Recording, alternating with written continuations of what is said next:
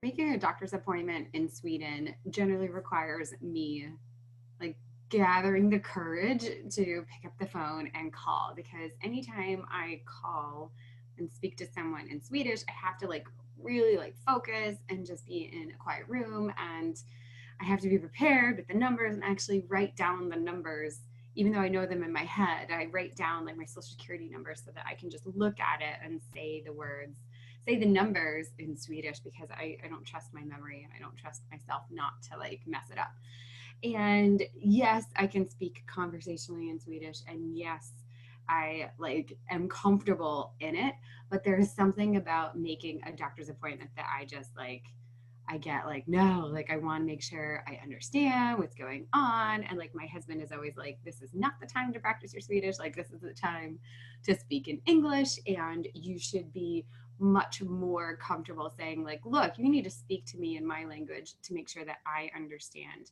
And asking the doctor to speak in English isn't such a huge ask. We're very fortunate that we live in a country where everyone speaks really good English. The only thing is that we live in a suburb and a lot of the doctors do not. And for whatever reason, I have a doctor who does not speak English. Like he refuses. And I get that, like, you know, I need to integrate and I need to be part of society, but like during a doctor's appointment, like this is not when it's time to teach me Swedish. Like I need to know, like, do I need antibiotics? Do I need to come back? Do I need a referral to another doctor? Like these are things I need to know in my core. I need to understand. And doing it, and you know, when you're doing it in another language, there's so much potential for misunderstanding or mistranslation. And so no. So I, instead of like struggling to go to the doctor or not going to the doctor, because honestly, like because of the language problem, I have just been not going to the doctor. I have been like avoiding going, and I have this issue that is becoming more and more difficult to ignore. And so I'm like, you know what? I'm going to find a new doctor. So I just called up a new doctor in the same building, in the same everything.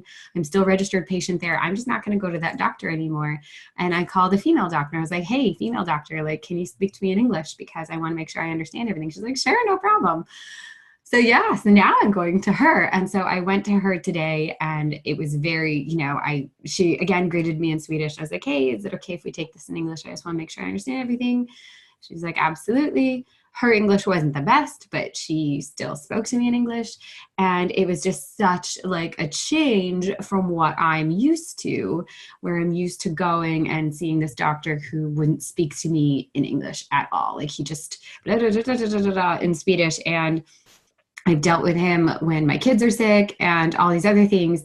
And like when I'm really struggling and I'm like, but what about this? And like I would ask something in English and he would just reply to me in Swedish. It was not helpful at all. So now that I have kind of this established relationship with the doctors, anyway, I really like pulled myself together and got my bravery in check and made an appointment to see this female doctor. And she spoke to me in English and literally was like, it was like a 4-minute doctor's appointment. She's like, okay, yep, looks good. I want you to go see a specialist. So like the whole appointment, like the whole me getting the courage to make this appointment, waiting for it, getting excited for it. Yes, I'm finally going to speak to a doctor in English. Like this is going to be my time to really like get in all my asks. I like asked her a million things and she's like, yep, nope, you're going to have to call someone else. Yep, nope, you're going to have to call someone else. Like she's like not helpful at all. So like now I just have to make more appointments with more doctors and go through this whole cycle again of like doing it again. Like, hey, can you speak to me in English? Because I'm going to make you speak to me in English.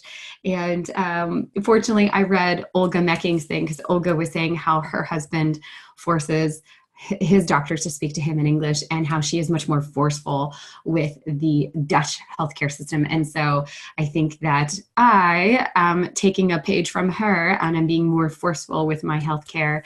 And it may be that in the cases of countries where they have socialized healthcare or sorry, this universal healthcare, you have to be much more forceful and you have to say like, no, I need to be seen. I need this, I need that. I need a prescription for XYZ, depending on what it is.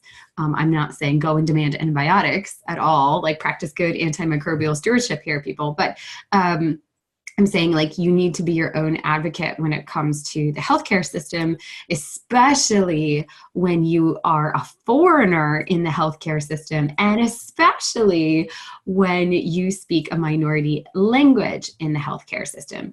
I think if you speak a language that the doctors do not speak, you really need to demand a translator, and legally they have to provide you one.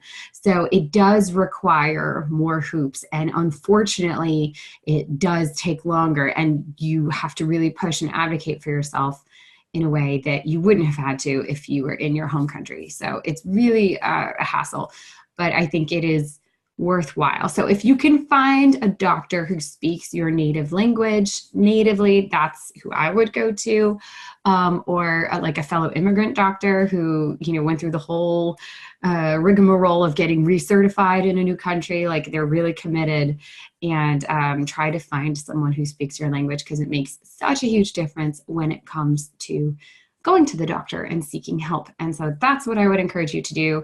It is too important. Your health is too important. And if you are like me and you put it off and put it off and put it off until it becomes an emergency, then it's like not helpful for anyone, right? And now like, it's just not good. So really I encourage you to tackle it head on and take it seriously. And best of luck to you. And best of luck to me, because I have like 3 more doctor's appointments to go to now, and I have to call someone, and I have to wait for another appointment. I have to do this, I have to do that. And so it's kind of like, now I'm all over the place when it comes to this. I thought I would be done after this one health thing, but now I need to do more.